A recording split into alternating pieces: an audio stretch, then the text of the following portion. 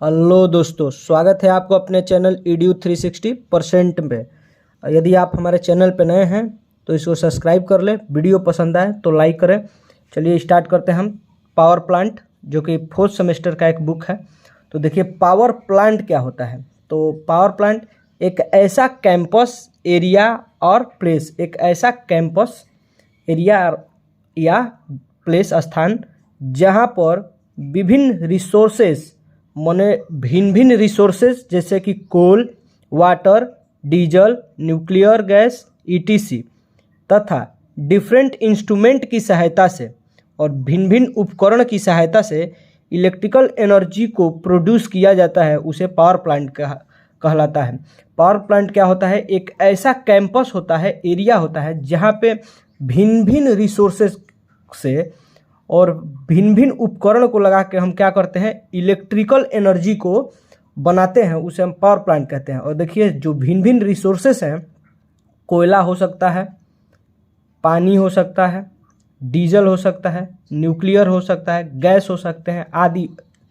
और देखिए और तथा इंजीनियरिंग की इस ब्रांच को पावर प्लांट इंजीनियरिंग कहते हैं, और इंजीनियरिंग के इस ब्रांच को, शाखा को हम क्या कहते हैं? पावर प्लांट इंजीनियरिंग कहते हैं। देखिए नेक्स्ट पॉइंट है कि पावर प्लांट में यूज होने वाले भिन्न भिन्न रिसोर्सेस के आधार पर, पावर प्लांट में यूज होने वाले भिन्न भिन्न रिसोर्सेस के आधार पर पावर प्लांट निम्न प्रकार के होते हैं। अब देखिए जो भिन्न डिफरेंट रिसोर्सेस लगे हैं उसके बेसिस पे पावर प्लांट भी डिफरेंट होते हैं। जैसे कि थर्मल पावर प्लांट, इसमें कोयले के द्वारा बिजली बनती है थर्मल पावर प्लांट में।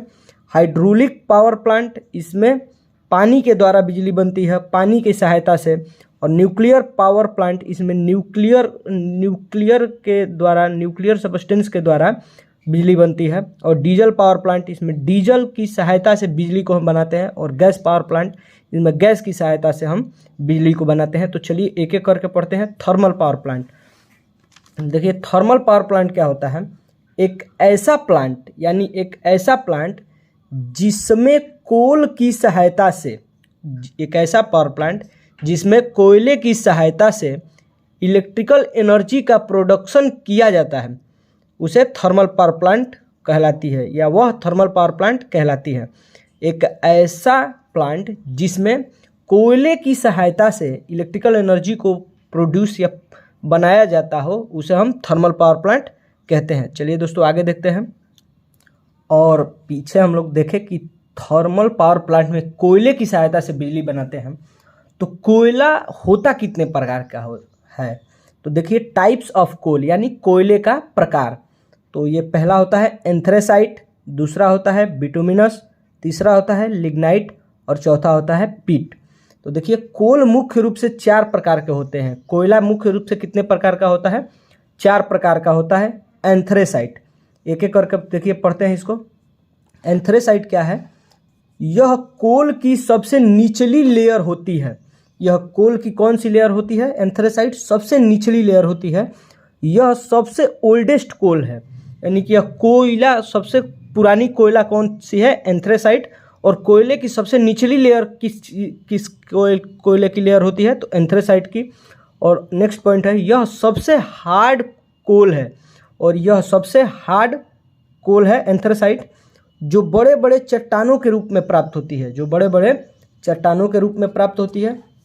नेक्स्ट पॉइंट है, एंथ्रेसाइट कोल में कार्बन की मात्रा सबसे अधिक होती है। एंथ्रेसाइट कोल में कार्बन की मात्रा सबसे अधिक होती है। कितनी होती है?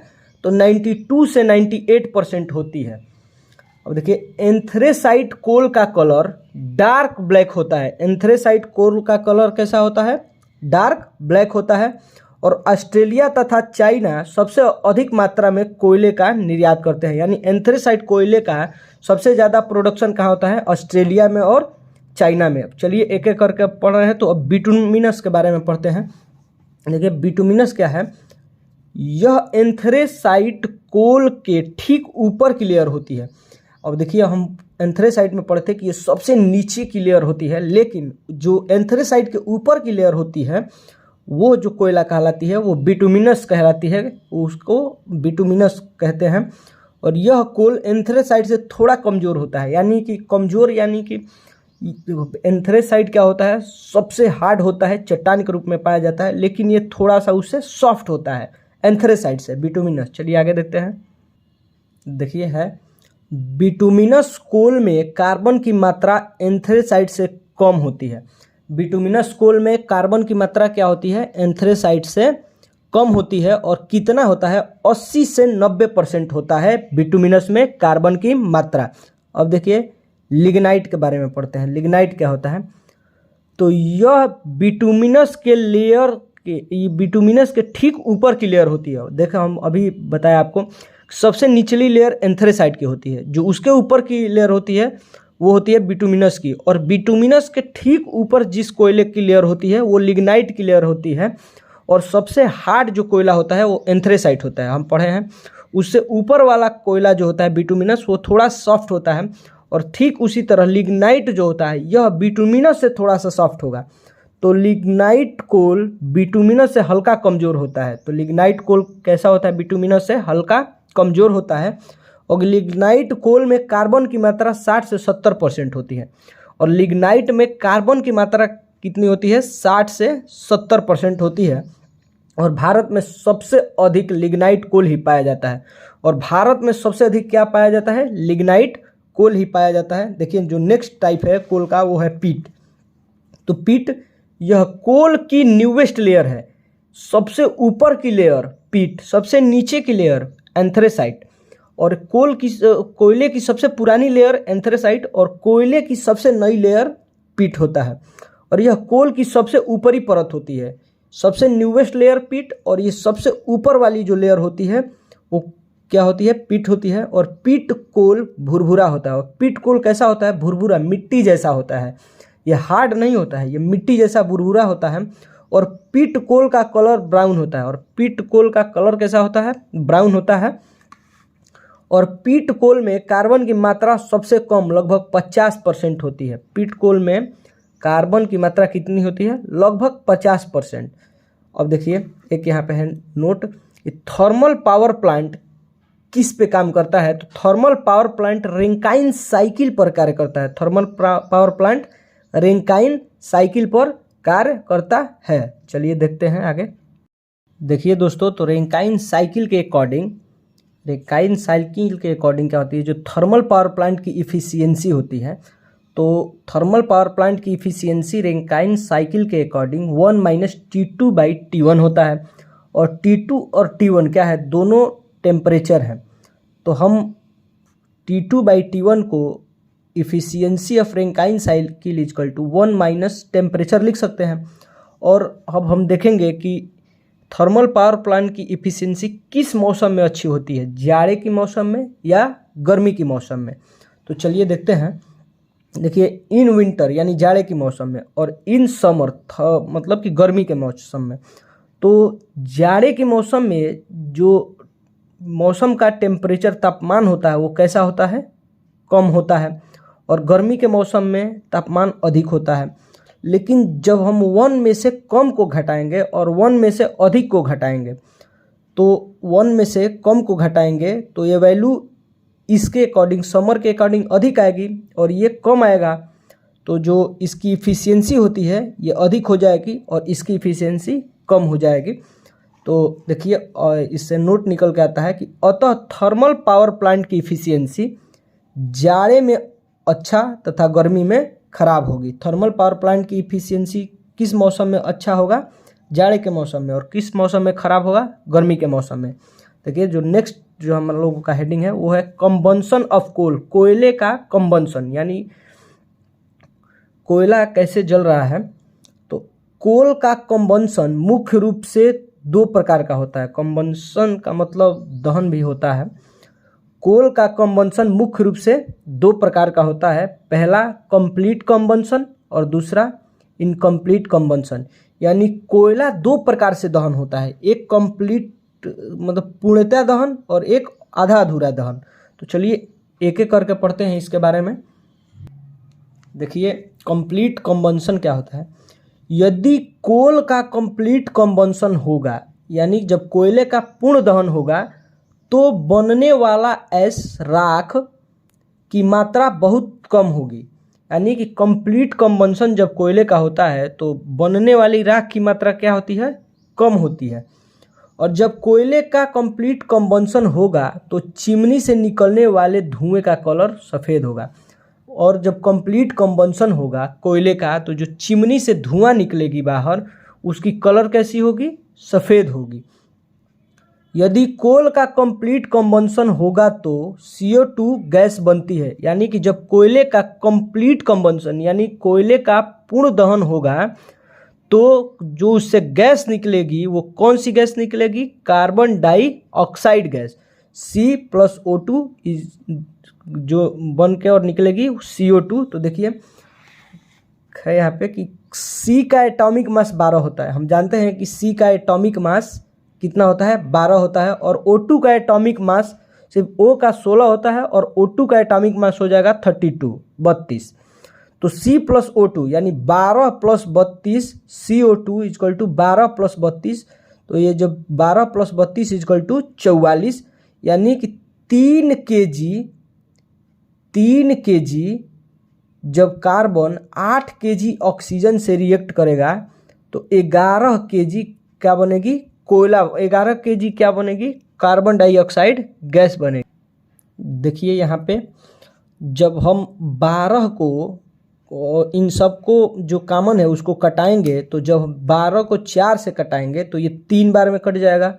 मतलब कि ये 12 को 4 से कटाएंगे तो यहाँ पे बचेगा 3 और ये 32 को जब 4 से कटाएंगे तो यहाँ पे बचेगा 8 और ये जब 44 को 4 से कटाएंगे तो यहाँ पे बचेगा 11।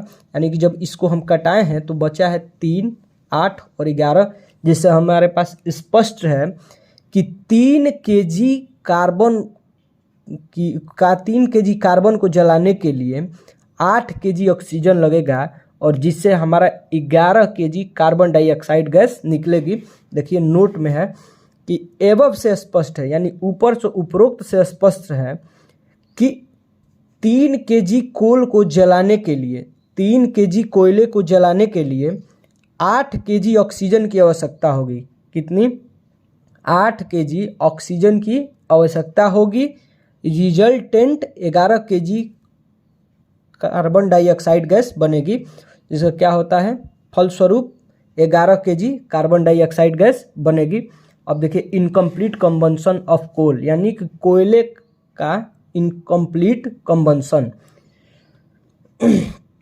कोल का इनकम्प्लीट कंबंशन होने पर देखिए जब कोल का इनकम्प्लीट कंबंशन होगा चिमनी से निकलने वाली धुएं का कलर ब्लैक होता है। जब कोयले का इनकम्प्लीट कंबंशन होता है तो जो चिमनी से धुआं निकलता है उसका कलर कैसा होता है, ब्लैक होता है। और जब कंप्लीट कंबंशन होगा तो धुएं का कलर वाइट होगा। कोल का इनकम्प्लीट कंबंशन होने पर कार्बन मोनोऑक्साइड गैस बनती है। और देखिए जब कोल का इनकम्प्लीट कंबंशन होगा तो जो गैस बनेगी वो बनेगी कार्बन मोनोऑक्साइड और जब कंप्लीट कंबंशन होगा तो जो गैस बनेगी वो बनेगी कार्बन डाइऑक्साइड। चलिए आगे देखते हैं। देखिए जब कार्बन यहाँ पे ऑक्सीजन के साथ रिएक्ट कर रहा है इनकम्प्लीट कंबंशन में तो कार्बन मोनोऑक्साइड बन रहा है। तो हम यहाँ से देखेंगे कि कार्बन का एटॉमिक मास, चूँकि यहाँ पे बैलेंस कर दिए हैं इसको, तो कार्बन का एटॉमिक मास 12 होता है और 2 कार्बन एटम है तो 12 दूनी का 24 और O2 का एटॉमिक मास होता है, ऑक्सीजन का होता है 16 और 2 ठो एटम है तो 16 गुणे 2 इजकल टू 32। तो यहाँ पे 24 + 32 इजकल टू 2 और 12 + 16 यानी कि अब जब यहाँ से हम कैंसिल करेंगे कटाएंगे तो हमारा आएगा 3 kg कोयले को जलाने के लिए 4 kg ऑक्सीजन लग रहा है, जिससे हमारा 7 kg क्या बन रहा है, कार्बन मोनोऑक्साइड गैस बन रही है। अब देखिए जो हमारा नेक्स्ट पॉइंट है वो है, नेक्स्ट जो टॉपिक है वो हेडिंग है वो है efficiency of thermal power plant, यानी कि थर्मल पावर प्लांट की दक्षता। तो किसी भी पावर प्लांट की इफिशियंसी मुख्य रूप से 2 बातों पर निर्भर करता है। कोई भी पावर प्लांट हो, कोई सा भी पावर प्लांट हो, उसकी इफिशियंसी मुख्य रूप से कितने बातों पर डिपेंड करती है, 2 बातों पर डिपेंड करती है। पहला होता है नंबर ऑफ स्टेज, यानी कि उसमें कितने इंस्ट्रूमेंट लगे हुए हैं, यानी क्या क्या हो रहा है उस बातों पे, और इफ़िशियंसी ऑफ इच स्टेज, और हर स्टेज की इफ़िशियंसी यानी दक्षता के ऊपर, कितने स्टेज लगे हुए हैं और हर स्टेज की इफ़िशियंसी कितनी है उसके ऊपर। यदि एग्जाम्पल के रूप में थर्मल पावर प्लांट पर विचार करें, अब सपोज कर लीजिए एक थर्मल पावर प्लांट को ले लीजिए, तो देखिए उसमें क्या लगा होता है, एक बॉयलर फर्नेस लगा होता है, इसके बाद जो होता है बॉयलर ड्रम लगा होता है, टरबाइन लगे होते हैं, अल्टरनेटर लगे होते हैं। तो इसमें बहुत से स्टेज हैं और हर स्टेज की इफ़िशियंसी पे क्या होता है कि डिपेंड करता है। देखिए जैसे देखिए हम इस पे Pi दिए हैं, P1 इनपुट दिए हैं, P1 यहाँ से आया है, P1 आउटपुट के रूप में आया है, P1 आउटपुट के ये 1 है, P1 आउटपुट के रूप में आया है, और ये जिसका बॉयलर फर्नेस का जो आउटपुट P1 है वही इनपुट हो जा रहा है बॉयलर ड्रम का। तो P1 बॉयलर ड्रम का इनपुट है, तो P2 जो है वो बॉयलर ड्रम का आउटपुट है, और जो बॉयलर ड्रम का P2 आउटपुट है वही आउटपुट टरबाइन का इनपुट हो जा रहा है। तो P2 अब क्या है कि टरबाइन का इनपुट है, तो P3 टरबाइन का आउटपुट है, और जो टरबाइन का आउटपुट है P3 वही अल्टरनेटर का इनपुट हो जा रहा है, और P3 अब अल्टरनेटर का इनपुट है, तो PO क्या है कि आउटपुट है, इलेक्ट्रिकल एनर्जी के रूप में मिल रहा है। तो हम जानते हैं कि इफ़िशियंसी क्या होती है, आउटपुट बाय इनपुट होता है। तो बॉयलर फर्नेस की इफ़िशियंसी आउटपुट बाय इनपुट यानी P1 बाई P1। अब देखिए यहाँ पे बॉयलर ड्रम की P2 बाई PI, ये PI ही है, PI by P1, boiler drum की इफ़िशियंसी P2 बाई PI, और टरबाइन की इफ़िशियंसी P3 बाई P2, और अल्टरनेटर की इफ़िशियंसी क्या होती है PO बाई P3। अब देखिए अब सारे स्टेज की इफ़िशियंसी जब हम निकालेंगे, ये इसमें मतलब कि थर्मल पावर प्लांट की इफ़िशियंसी किस बातों पर निर्भर करती है कि इसमें कितने स्टेज लगे हैं और सब स्टेज की इफ़िशियंसी पे। अब ओवरऑल इफ़िशियंसी निकालेंगे तो जब हम बॉयलर फर्नेस की इफ़िशियंसी, बॉयलर ड्रम की इफ़िशियंसी और टरबाइन की इफ़िशियंसी और अल्टरनेटर की इफ़िशियंसी को मल्टीप्लाई करेंगे तो PI by P1, P2 by PI, P3 by P1 और PO बाई P3 जब करेंगे तो ये सारे कट के हो जाएगा PO बाई PI, यानी कि थर्मल पावर प्लांट की आउटपुट बाई इनपुट। चलिए दोस्तों आगे देखते हैं। अभी जो हम निकाले हैं उसी को पॉइंट वाइज लिखे हैं कि किसी भी पावर प्लांट की टोटल इफ़िशियंसी, किसी भी पावर प्लांट की टोटल इफ़िशियंसी उस प्लांट में लगे इक्विपमेंट के अलग अलग इफ़िशियंसी के गुणनफल यानी मल्टीपल के बराबर होता है। किसी भी पावर प्लांट की इफ़िशियंसी क्या होती है, उस पावर प्लांट में लगे हुए इक्विपमेंट यानी जितने इक्विपमेंट लगे हुए हैं उनके इफ़िशियंसी का मल्टीप्लिकेशन ही उस पावर प्लांट की इफ़िशियंसी के बराबर होता है।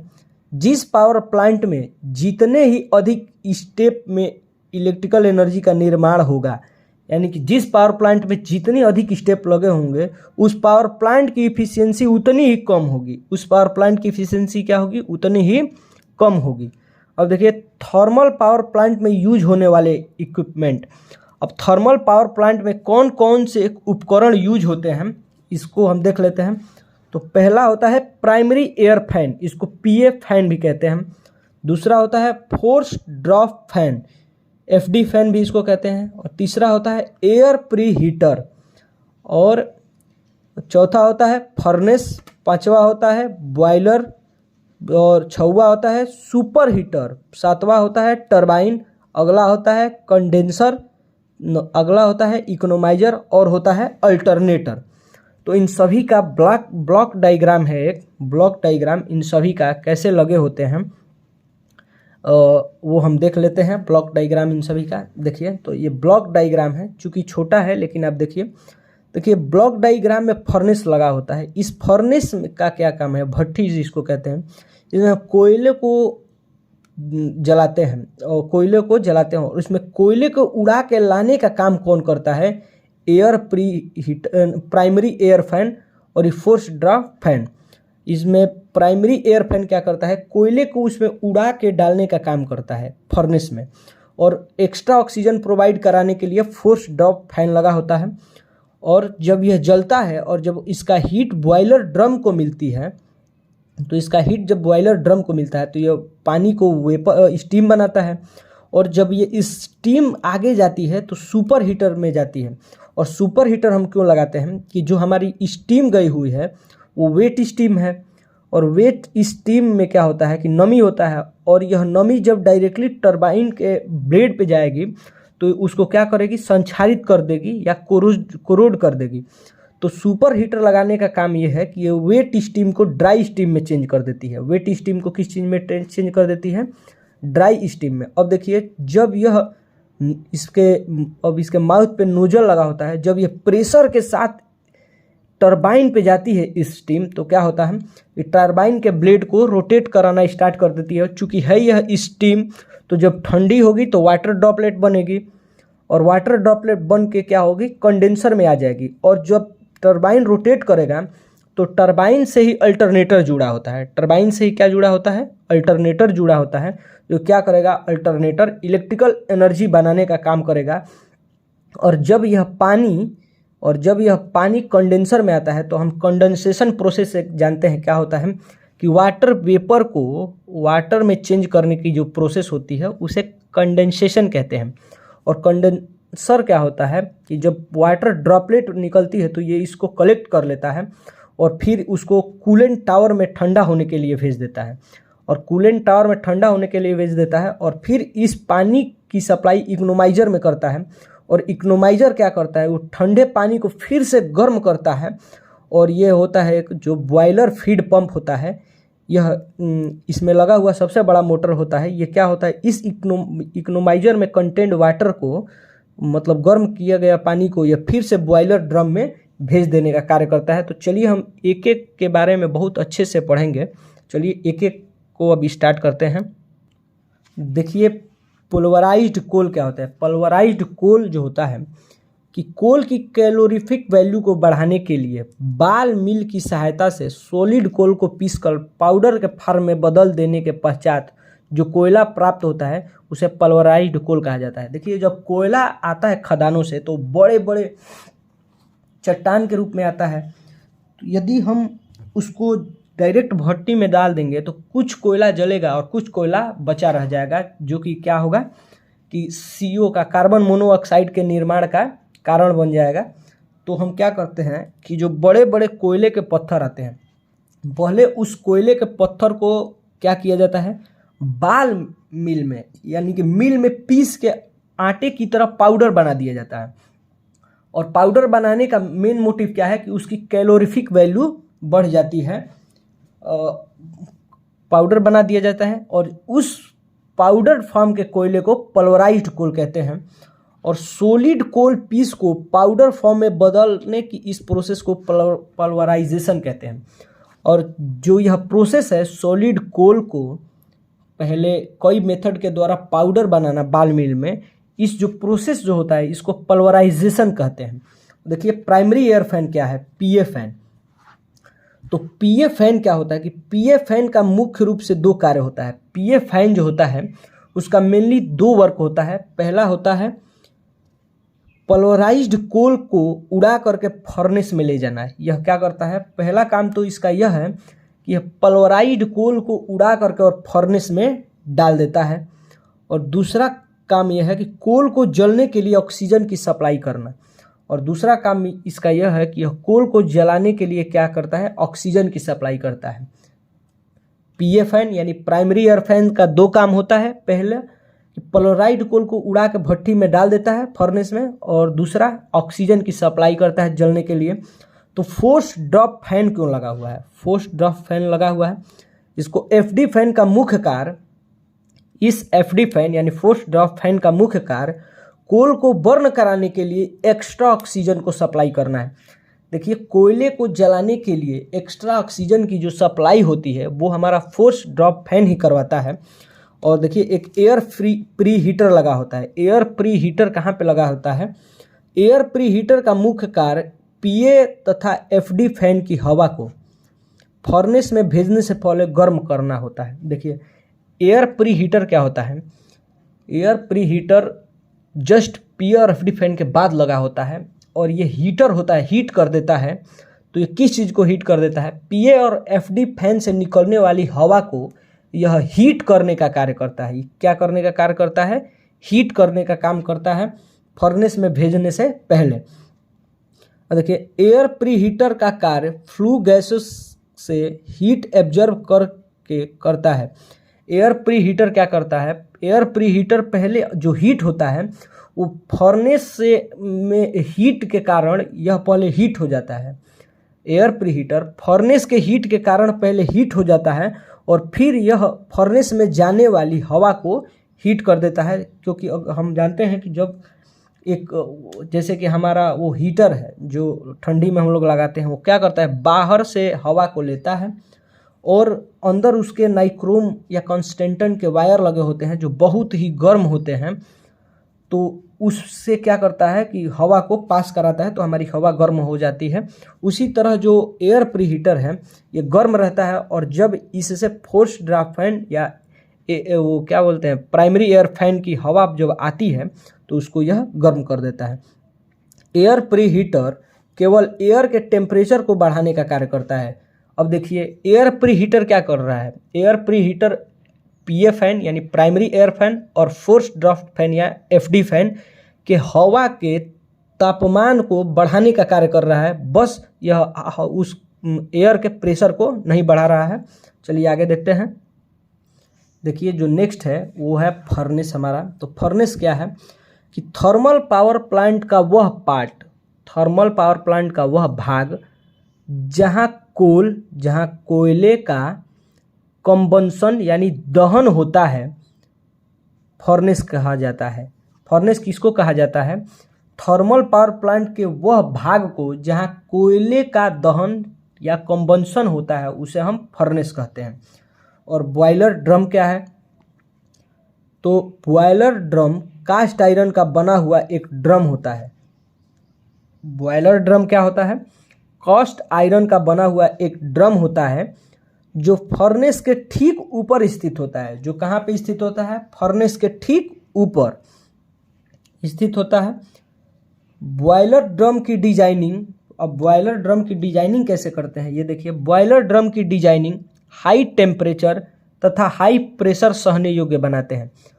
बॉयलर ड्रम की डिजाइन को कैसा बनाते हैं, हाई टेम्परेचर और हाई प्रेशर सहने योग्य बनाते हैं, क्योंकि यदि इससे हम खिलवाड़ करेंगे, अगर यह फट जाएगी तो हमारे आसपास के इलाकों तक इसका असर रहेगा।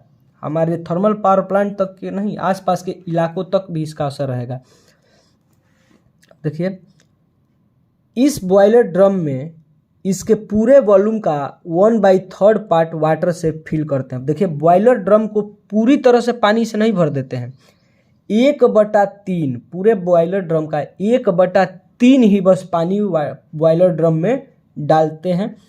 जैसे जैसे बॉयलर ड्रम फर्नेस से हीट प्राप्त करके गर्म होता है, और जैसे जैसे ही बॉयलर ड्रम क्या होता है फर्नेस से हीट प्राप्त करता है और गर्म होता है, वैसे वैसे इसके अंदर भरा हुआ वाटर भी स्टीम में बदलता जाएगा। जैसे जैसे हीट फर्नेस से बॉयलर ड्रम को मिलेगा वैसे वैसे क्या होगा कि बॉयलर ड्रम में पानी जो होगा वो स्टीम बनता चला जाएगा, और यह स्टीम बॉयलर ड्रम के ऊपरी पार्ट पर हाई प्रेशर बनाने का कार्य करती है।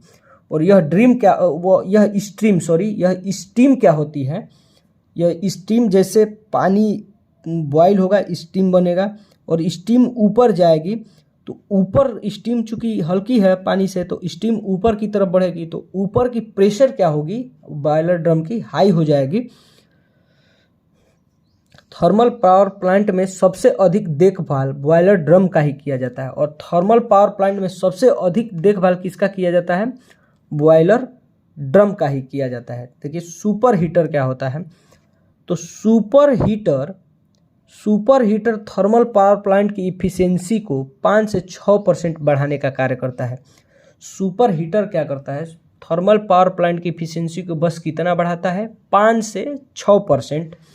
और air pre heater thermal power plant की इफिशियंसी को 2 से 3% बढ़ाता है। और जो एयर प्री हीटर है वो थर्मल पावर प्लांट की इफिशियंसी को कितना बढ़ाता है, 2 से 3%। और जो सुपर हीटर होता है वो थर्मल पावर प्लांट की इफिशियंसी को कितना बढ़ाता है, 5 से 6%। चलिए आगे देखते हैं। देखिए एयर प्री हीटर क्या करता है, air pre heater FD fan और जो प्राइमरी एयर फैन है उसके हवा को गर्म करने का कार्य करती है। तो एयर प्री हीटर एयर को हीट करने का कार्य करता है, सुपर हीटर स्टीम को हीट करने का कार्य करता है, और इकोनोमाइजर वाटर को गर्म करने का कार्य करता है। ये जो तीनों हैं ये तीनों हीट करने का काम करते हैं। देखिए बॉयलर ड्रम से जो स्टीम प्राप्त होती है, अब देखिए हम जो सुपर हीटर होता है उसका फंक्शन बता रहे हैं कि बॉयलर ड्रम से जो हीट प्राप्त होती है उसमें नमी की मात्रा उपस्थित होती है, यानी उसमें मॉइस्चर होता है, यानी वो स्टीम जो होती है वो वेट होती है। इस स्टीम को वेट स्टीम कहते हैं। और जो स्टीम होता है बॉयलर ड्रम से निकलता है उसे हम वेट स्टीम कहते हैं। यदि इस वेट स्टीम को टरबाइन की ब्लेड पर सीधा ही प्रयोग कर दिया जाए तो कह रहा है कि इस वेट स्टीम को यदि डायरेक्टली टरबाइन के ब्लेड पे डाल दिया जाए तो यह टरबाइन की ब्लेड को कोरोड कर देगा, यानी यह टरबाइन के ब्लेड को कोरोजन कर देगा या संक्षारण कर देगा। अतः ऐसा न हो कि ये संक्षारण न करे, इसके लिए इस नमी युक्त स्टीम को, यानी ये मॉइस्ट कंटेंट स्टीम को सुपर हीटर से गुजारते हैं। किससे पास कराते हैं, सुपर हीटर से। यह सुपर हीटर स्टीम की नमी को अपने अंदर एब्जर्व कर लेता है, और यह सुपर हीटर क्या करता है, स्टीम की नमी को अपने अंदर एब्जर्व कर लेता है और ड्राई स्टीम को आउटपुट के रूप में बाहर निकालता है। और ड्राई स्टीम को क्या करता है, आउटपुट के रूप में बाहर निकालता है। देखिए इसका जो छोटा सा डायग्राम है ये सुपर हीटर है। और सुपर हीटर में क्या हो कि बॉयलर ड्रम से वेट स्टीम आ रही है और सुपर हीटर से जो सुपर हीटर है उनको ड्राई स्टीम में बदल देने का कार्य कर रहा है। अब देखिए जो अगला पॉइंट है हमारा वो है टरबाइन। तो टरबाइन क्या है, टरबाइन एक मैकेनिकल डिवाइस होता है। टरबाइन कैसा डिवाइस होता है, मैकेनिकल, जिसमें रोटर पर ब्लेड लगे होते हैं। जिसमें क्या होता है, टरबाइन में मैकेनिकल डिवाइस होता है जिसमें रोटर पे ब्लेड लगे होते हैं। और टरबाइन का मुख्य कार्य स्टीम की काइनेटिक एनर्जी को, और टरबाइन का मुख्य कार्य क्या है, स्टीम की काइनेटिक एनर्जी को मैकेनिकल एनर्जी में बदलना होता है। और टरबाइन की मुख्य कार्य क्या होती है, स्टीम की काइनेटिक एनर्जी को मैकेनिकल एनर्जी में बदलने का होता है। चलिए आगे देखते हैं। देखिए इसी जो सुपर हीटर के आउटपुट टर्मिनल पर, जो सुपर हीटर का आउटपुट टर्मिनल है, अब जहाँ पे ड्राई स्टीम आ रही है उसके आउटपुट टर्मिनल पे यानी मुख पे क्या लगा होता है, नोजल लगी होती है। क्या लगा होता है, नोजल। नोजल आप समझ रहे हैं ना, जिससे गाड़ी उड़ी धुलते हैं तो देखे होंगे कि आगे एक छोटा सा नोजल लगा होता है। उस नोजल का क्या काम है कि प्रेशर को बढ़ाता है जिससे गाड़ी अच्छे से धुल जाती है। और जिसका क्या होता है, वाटर का प्रेशर बहुत तेज होता है। कई जगहों पे तो जो पुलिस वुलिस के पास जो होता है वो या फायर ब्रिगेड के पास, उसमें इतना प्रेशर होता है कि आदमी पे अगर छोड़ दिया जाए तो आदमी को बहुत दूर तक फेंक देगा। यानी कि जो नोजल होता है, इसी सुपर हीटर के आउटपुट टर्मिनल पर नोजल लगी होती है। अब नोजल समझ गए क्या होता है। और इसी नोजल स्टीम को काइनेटिक एनर्जी प्रदान करती है। और यही जो नोजल है ये स्टीम को क्या करती है, बहुत तेज काइनेटिक एनर्जी प्रदान करती है। और यह गतिज ऊर्जा यानी यह काइनेटिक एनर्जी युक्त स्टीम जब टरबाइन के ब्लेड पर गिरती है, और जब यह काइनेटिक एनर्जी युक्त स्टीम टरबाइन के ब्लेड पर गिरती है तो यह टरबाइन के रोटर को घुमाना शुरू कर देती है। तो यह क्या करती है, टरबाइन के रोटर को रोटेट कराना स्टार्ट कर देती है। और इस प्रकार टरबाइन स्टीम की काइनेटिक एनर्जी को मैकेनिकल एनर्जी में बदल देता है। और इस प्रकार क्या होता है, टरबाइन की काइनेटिक एनर्जी को, टरबाइन क्या होता है कि स्टीम की काइनेटिक एनर्जी को मैकेनिकल एनर्जी में बदल देता है। और देखिए ये टरबाइन है, यहाँ पे स्टीम जा रहा है, इसके पास काइनेटिक एनर्जी है बहुत ज़्यादा क्योंकि इसमें नोजल लगा दिया गया है। और ये टरबाइन के ब्लेड को रोटेट करके किस में बदल देने का कार्य कर रहा है, मैकेनिकल एनर्जी में। अब देखिए जो नेक्स्ट हमारा हेडिंग है वो है अल्टरनेटर। तो अल्टरनेटर का काम क्या होता है, तो अल्टरनेटर का मेन वर्क स्टीम टरबाइन से प्राप्त मैकेनिकल एनर्जी को, अल्टरनेटर का मेन वर्क क्या है कि स्टीम टरबाइन से प्राप्त मैकेनिकल एनर्जी को इलेक्ट्रिकल एनर्जी में बदलना है। अल्टरनेटर का मेन वर्क क्या है कि जो टरबाइन से मैकेनिकल एनर्जी मिल रही है उसको अब किस चीज़ में चेंज कर रहा है, ये इलेक्ट्रिकल एनर्जी में। बस यही अल्टरनेटर का काम है। स्टीम टरबाइन की शाफ्ट से ही अल्टरनेटर की शाफ्ट को कपलिंग कर देते हैं। अब देखिए अल्टरनेटर की इस शाफ्ट क्या होती है, जैसे कि अल्टरनेटर भी एक प्रकार का एसी मतलब कि जनरेटर ही है। तो इस जो ये हमारा टरबाइन का जो शाफ्ट है उसी शाफ्ट के साथ अल्टरनेटर के शाफ्ट को कपलिंग कर देते हैं, यानी जोड़ देते हैं। और जब काइनेटिक एनर्जी के कारण जो टरबाइन की ब्लेड है वो मैकेनिकल एनर्जी चेंज करती है, तो अल्टरनेटर की भी शाफ्ट उसी के साथ रोटेट करता है और यह इलेक्ट्रिसिटी बनाने लगता है। चलिए आगे देखते हैं।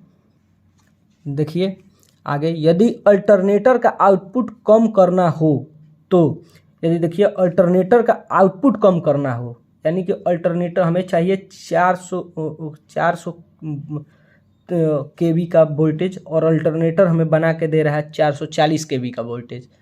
तो यदि हमें उसके आउटपुट को कम करना हो तो क्या करेंगे, यदि अल्टरनेटर का आउटपुट कम करना हो तो नोजल की सहायता से टरबाइन के ब्लेड पर गिरने वाली स्टीम की मात्रा कम कर देंगे।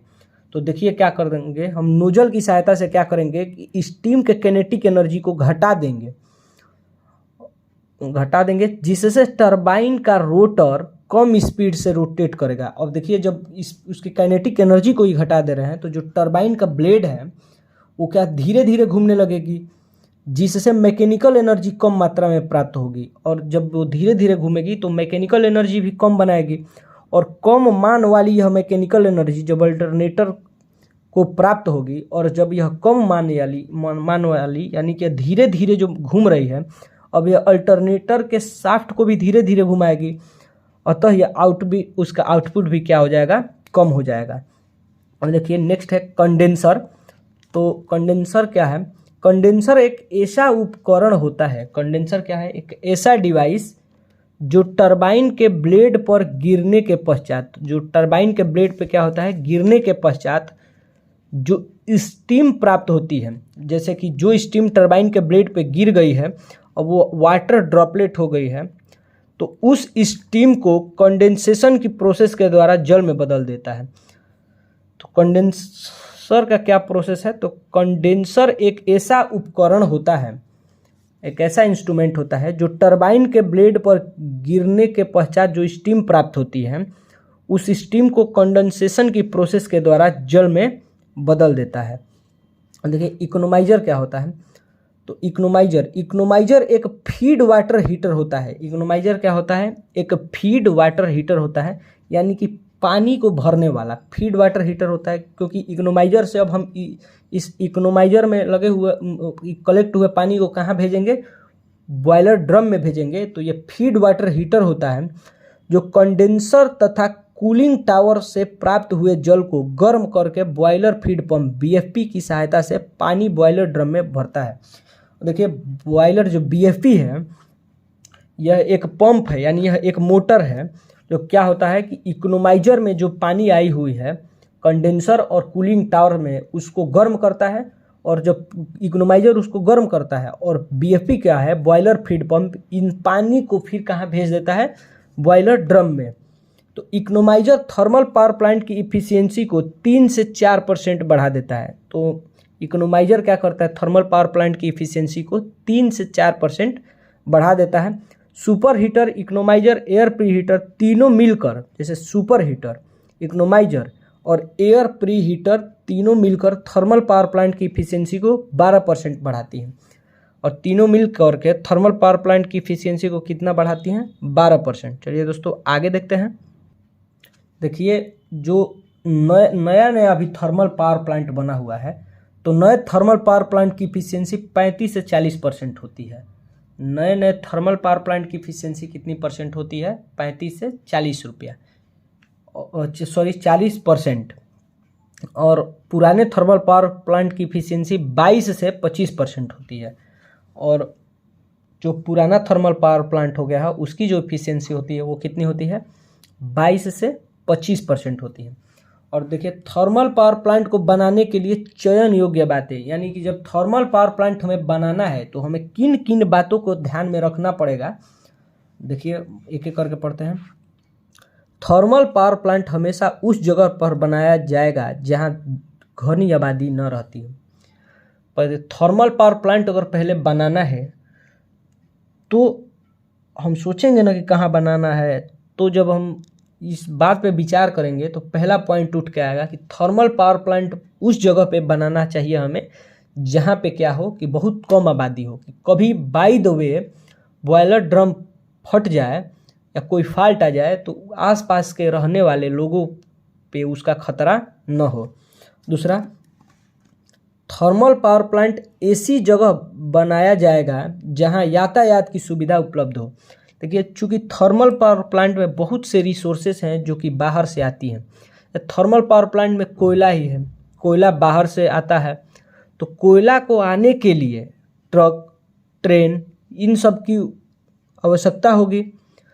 तो इसी के लिए क्या होता है कि यातायात की सुविधा उपलब्ध हो, ऐसे जगह पे थर्मल पावर प्लांट को बनाया जाता है। और थर्मल पावर प्लांट ऐसी जगह बनाया जाएगा जहां पर जल के संसाधन, नदी, नहर आदि उपलब्ध हो। तो देखिए हम जानते हैं कि थर्मल पावर प्लांट में सबसे ज़्यादा जो मेन रोल है वो कोयले और पानी का है। तो थर्मल पावर प्लांट ऐसी जगह पे बनाया जाएगा कि जहाँ पे जल का सोर्स मौजूद हो। थर्मल पावर प्लांट ऐसी जगह बनाया जाएगा जहाँ की भूमि बहुत फर्टाइल न हो, यानी बंजर ही मान लीजिए। थर्मल पावर प्लांट उस जगह पे बनाना चाहिए जहाँ की भूमि कैसी हो, जहाँ के लैंड कैसा हो, बंजर हो, यहाँ की लैंड कैसा हो, बंजर हो या कम उपजाऊ हो। अगला है कि थर्मल पावर प्लांट ऐसी जगह बनाया जाएगा जहाँ का वातावरण ज़्यादा पॉल्यूट न हो, यानी कि देखिए थर्मल पावर प्लांट ऐसा जगह पर बनाइए जहाँ के वातावरण ज़्यादा पॉल्यूट न हो, जहाँ पे पेड़ पौधे ज़्यादा हो, क्योंकि थर्मल पावर प्लांट से निकलने वाली गैसेस को ऑब्जर्व कर ले ऐसी जगह पे।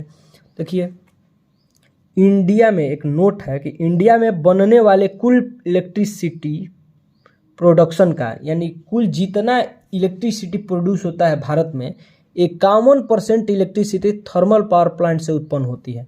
51% जो इलेक्ट्रिसिटी होती है प्रोड्यूस, वो किससे होती है, थर्मल पावर प्लांट से। बाकी जो होती है हाइड्रो पावर प्लांट से, न्यूक्लियर पावर प्लांट से, डीजल पावर प्लांट से, इनसे होती है। लेकिन 51% इलेक्ट्रिसिटी का प्रोडक्शन भारत में थर्मल पावर प्लांट से ही होता है। चलिए आगे देखते हैं। देखिए है बीएफपी बॉयलर फीड पंप। तो बीएफपी थर्मल पावर प्लांट की सबसे बड़ी मोटर होती है। तो बीएफपी क्या होती है, थर्मल पावर प्लांट की सबसे बड़ी मोटर होती है। बॉयलर फीड पंप का मुख्य कार्य, और बॉयलर फीड पंप का मुख्य कार्य क्या है, इकोनोमाइजर में भरे वाटर को हाई प्रेशर के साथ बॉयलर ड्रम में भरना है। बॉयलर फीड पंप का मुख्य कार्य क्या है कि इकोनोमाइजर में कंटेन्ड वाटर को हाई प्रेशर के साथ बॉयलर ड्रम में भरना होता है। और इस प्रकार बॉयलर फीड पंप केवल पानी के प्रेशर को बढ़ाता है। और इस प्रकार जो बॉयलर फीड पंप है ये क्या करता है, पानी के प्रेशर को बढ़ाता है, टेम्परेचर को नहीं बढ़ाता है। अगला है पॉइंट जो चिमनी।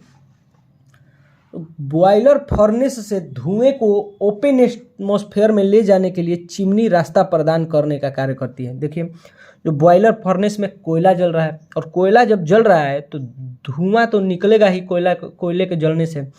जो धुएं को निकाल के और ओपन एटमॉस्फेयर में छोड़ने का कार्य जो करता है वो होता है हम लोगों का चिमनी।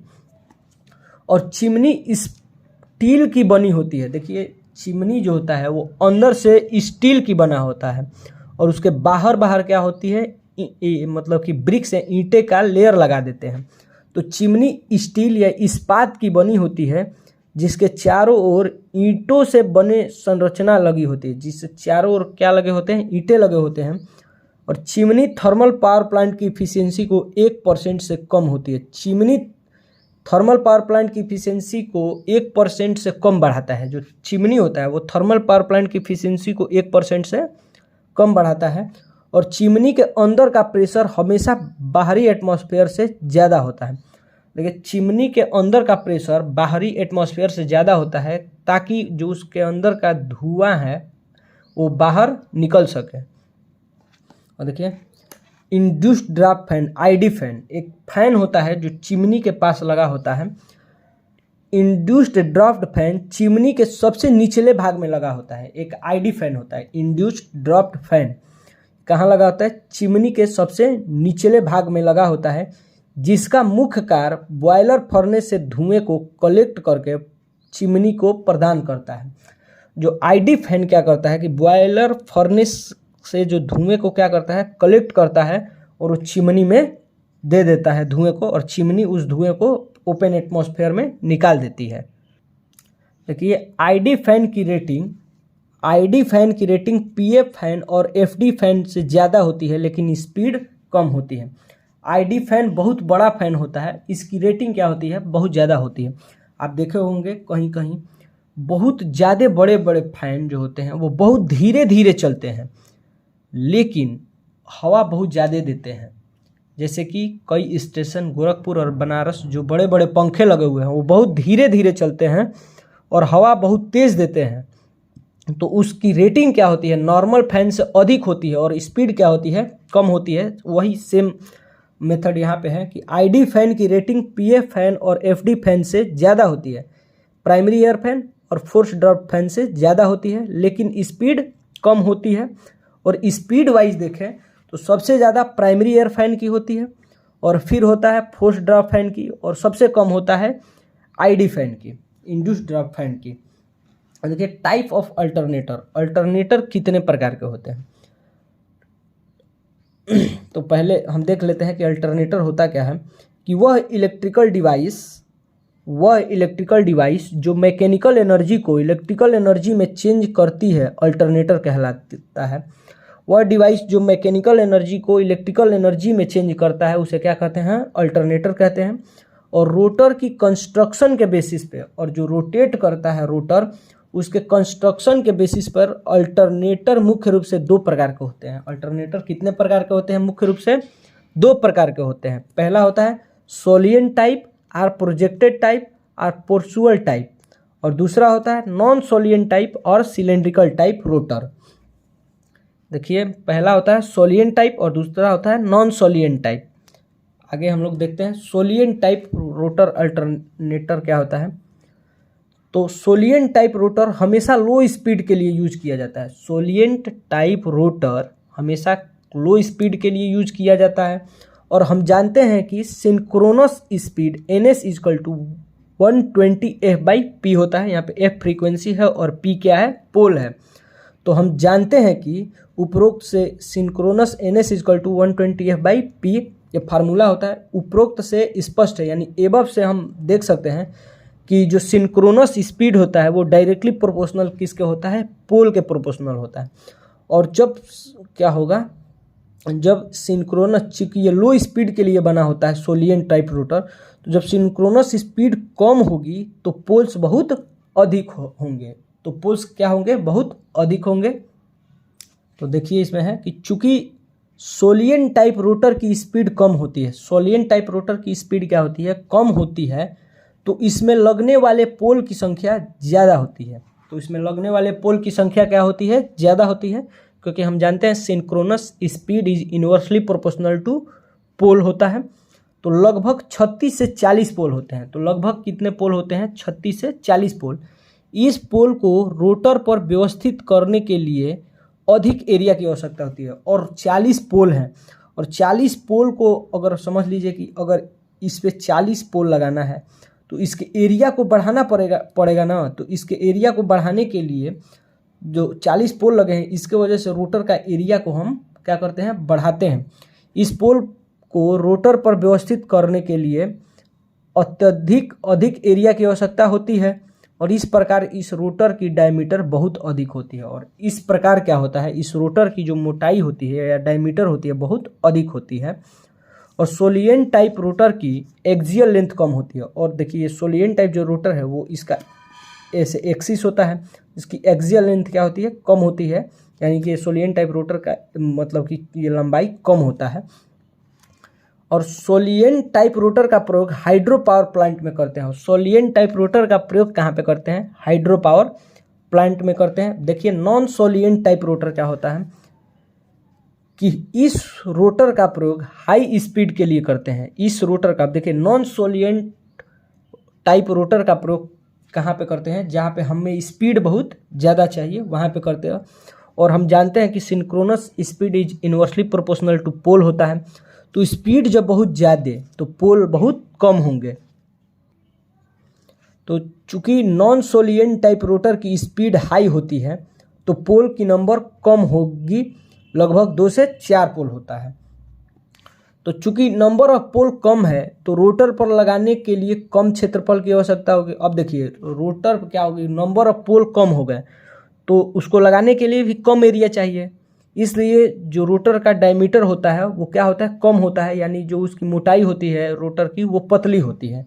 इस प्रकार रोटर की डायमीटर कम होता है। और देखिए नॉन सोलियन टाइप रोटर की एक्सियल लेंथ अधिक होती है। और सोलियन टाइप रोटर की एक्सियल लेंथ क्या होती थी, कम होती थी, लेकिन नॉन सोलियन टाइप रोटर की एक्सियल लेंथ अधिक होती है। और नॉन सोलियन टाइप रोटर का प्रयोग थर्मल पावर प्लांट में करते हैं। किस चीज़ में करते हैं, नॉन सोलियन टाइप रोटर का प्रयोग थर्मल पावर प्लांट में, और सोलियन टाइप रोटर का प्रयोग हाइड्रो पावर प्लांट में करते हैं। देखिए कुछ क्वेश्चन है दिया है कि पोल 2 हैं, फ्रीक्वेंसी 50 हर्ट्ज है, तो सिंक्रोनस स्पीड निकालिए। तो हमें फार्मूला मालूम है, synchronous speed is equal to 120 F/p। तो 120 और F के जगह पे 50 रखेंगे और P के जगह पे 2, तो हमारा आ जाएगा 300 RPM। इसकी सिंक्रोनस स्पीड क्या है, 300 RPM। ये अगला क्वेश्चन है, सिंक्रोनस स्पीड दिया है 1500 RPM, फ्रीक्वेंसी दिया है 50 हर्ट्ज और पूछ रहा है कि पोल कितना होगा। तो हम फार्मूला हमें मालूम है, इसमें जो दिया है उसको लिख देंगे। यहाँ से हमारा पोल हो जाएगा 120 F/ns, और जहाँ पे हम सब वैल्यू रखेंगे तो पोल की वैल्यू आ जाएगी 4। और यहाँ पे पोल दिया है 4, सिंक्रोनस स्पीड दिया है 1500 RPM और पूछ रहा है फ्रीक्वेंसी, तो हम इसके वैल्यू को रखेंगे तो हमारी फ्रीक्वेंसी आ जाएगी 50 हर्ट्ज। चलिए दोस्तों